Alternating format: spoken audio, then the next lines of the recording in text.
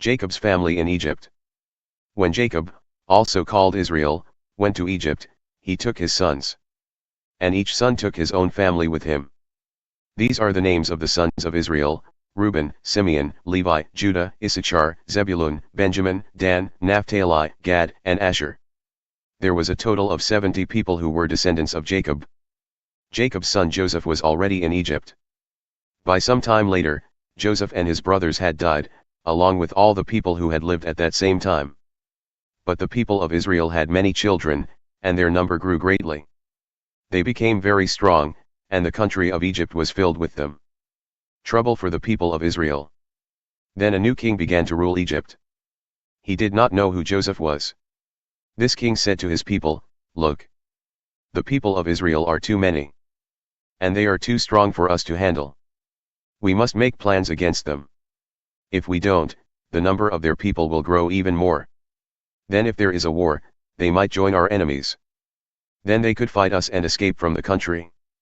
So the Egyptians made life hard for the people of Israel. They put slave masters over the Israelites. The slave masters forced the Israelites to build the cities Pithom and Rameses for the king. These cities were supply centers in which the Egyptians stored things.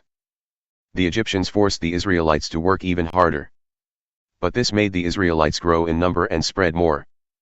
So the Egyptians became more afraid of them. They forced the Israelites to work even harder. The Egyptians made life hard for the Israelites. They forced the Israelites to work very hard making bricks and mortar. They also forced them to do all kinds of hard work in the fields. The Egyptians were not merciful to them in all their hard work. There were 2 Hebrew nurses named Shiphrah and Puah. These nurses helped the Israelite women give birth to their babies. The king of Egypt said to the nurses, "When you are helping the Hebrew women give birth to their babies, watch. If the baby is a girl, let the baby live. But if it is a boy, kill it." But the nurses feared God. So they did not do as the king told them. They let all the boy babies live. Then the king of Egypt sent for the nurses. He said, "Why did you do this? Why did you let the boys live?" The nurses said to him, "The Hebrew women are much stronger than the Egyptian women. They give birth to their babies before we can get there." God was good to the nurses.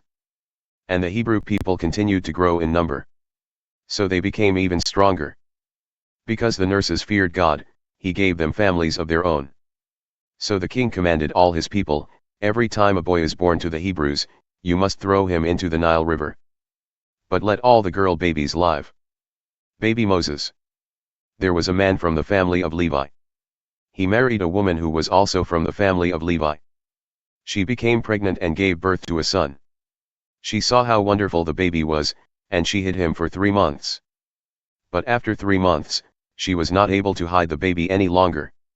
So she got a basket made of reeds and covered it with tar so that it would float. She put the baby in the basket. Then she put the basket among the tall grass at the edge of the Nile River. The baby's sister stood a short distance away. She wanted to see what would happen to him. Then the daughter of the king of Egypt came to the river. She was going to take a bath. Her servant girls were walking beside the river. She saw the basket in the tall grass. So she sent her slave girl to get it. The king's daughter opened the basket and saw the baby boy. He was crying, and she felt sorry for him. She said, "This is one of the Hebrew babies." Then the baby's sister asked the king's daughter, "Would you like me to find a Hebrew woman to nurse the baby for you?" The king's daughter said, "Yes, please." So the girl went and got the baby's own mother. The king's daughter said to the woman, "Take this baby and nurse him for me. I will pay you." So the woman took her baby and nursed him. After the child had grown older, the woman took him to the king's daughter. She adopted the baby as her own son. The king's daughter named him Moses, because she had pulled him out of the water. Moses helps his people. Moses grew and became a man. One day he visited his people, the Hebrews. He saw that they were forced to work very hard. He saw an Egyptian beating a Hebrew man, one of Moses' own people. Moses looked all around and saw that no one was watching. So he killed the Egyptian and hid his body in the sand. The next day Moses returned and saw 2 Hebrew men fighting each other. He saw that one man was in the wrong. Moses said to that man, "Why are you hitting one of your own people?" The man answered, who made you our ruler and judge? Are you going to kill me as you killed the Egyptian?" Then Moses was afraid. He thought, "Now everyone knows what I did." When the king heard about what Moses had done, he tried to kill Moses. But Moses ran away from the king and went to live in the land of Midian. There he sat down near a well. Moses in Midian. There was a priest in Midian who had 7 daughters. His daughters went to that well to get water for their father's sheep. They were trying to fill the water troughs for their father's sheep. But some shepherds came and chased the girls away. Then Moses defended the girls and watered their sheep. Then they went back to their father, Reuel, also called Jethro. He asked them, "Why have you come home early today?" The girls answered, "The shepherds chased us away. But an Egyptian defended us. He got water for us and watered our sheep." He asked his daughters, "Where is this man? Why did you leave him? Invite him to eat with us." Moses agreed to stay with Jethro. And he gave his daughter Zipporah to Moses to be his wife. Zipporah gave birth to a son, and Moses named him Gershom. Moses named him this because Moses was a stranger in a land that was not his own. After a long time, the king of Egypt died. The people of Israel groaned because they were forced to work very hard. They cried for help. And God heard them. God heard their cries, and he remembered the agreement he had made with Abraham, Isaac, and Jacob. God saw the troubles of the people of Israel, and he was concerned about them. The burning bush. One day Moses was taking care of Jethro's sheep. Jethro was the priest of Midian and also Moses' father-in-law. Moses led the sheep to the west side of the desert. He came to Sinai, the mountain of God. There the angel of the Lord appeared to Moses in flames of fire coming out of a bush. Moses saw that the bush was on fire, but it was not burning up. So Moses said, "I will go closer to this strange thing. How can a bush continue burning without burning up?" The Lord saw Moses was coming to look at the bush. So God called to him from the bush, "Moses, Moses." And Moses said, "Here I am." Then God said, "Do not come any closer. Take off your sandals. You are standing on holy ground. I am the God of your ancestors. I am the God of Abraham, the God of Isaac and the God of Jacob." Moses covered his face because he was afraid to look at God. The Lord said, "I have seen the troubles my people have suffered in Egypt. And I have heard their cries when the Egyptian slave masters hurt them. I am concerned about their pain. I have come down to save them from the Egyptians. I will bring them out of that land. I will lead them to a good land with lots of room.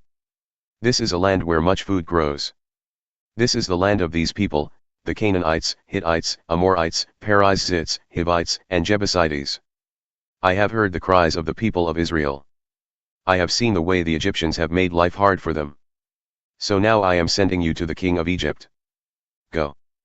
Bring my people, the Israelites, out of Egypt." But Moses said to God, "I am not a great man. Why should I be the one to go to the king and lead the Israelites out of Egypt?" God said, "I will be with you. This will be the proof that I am sending you, you will lead the people out of Egypt.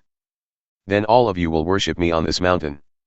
Moses said to God, "When I go to the Israelites, I will say to them, 'The God of your ancestors sent me to you.'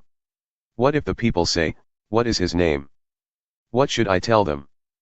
Then God said to Moses, "I am who I am. When you go to the people of Israel, tell them, 'I am sent me to you.'" God also said to Moses, "This is what you should tell the people, 'The Lord is the God of your ancestors. He is the God of Abraham, the God of Isaac and the God of Jacob. And he sent me to you. This will always be my name. That is how people from now on will know me. Go and gather the elders and tell them this, 'The Lord, the God of your ancestors, has appeared to me. The God of Abraham, Isaac, and Jacob spoke to me. He says, I care about you, and I have seen what has happened to you in Egypt. I have decided that I will take you away from the troubles you are suffering in Egypt. I will lead you to the land of the Canaanites, Hittites, Amorites, Perizzites, Hivites, and Jebusites. This land grows much food. The elders will listen to you. And then you and the elders of Israel will go to the king of Egypt. You will tell him, 'The Lord, the God of the Hebrews, appeared to us. Let us travel 3 days into the desert. There we must offer sacrifices to the Lord our God. But I know that the king of Egypt will not let you go. Only a great power will force him to let you go. So I will use my great power against Egypt. I will make miracles happen in that land. After I do this, he will let you go. And I will cause the Egyptian people to think well of the people of Israel. So when you leave, they will give gifts to your people. Each Hebrew woman will ask her Egyptian neighbor and any Egyptian woman living in her house for gifts. Ask for silver, gold, and clothing. You will put those gifts on your children when you leave Egypt. In this way you will take with you the riches of the Egyptians.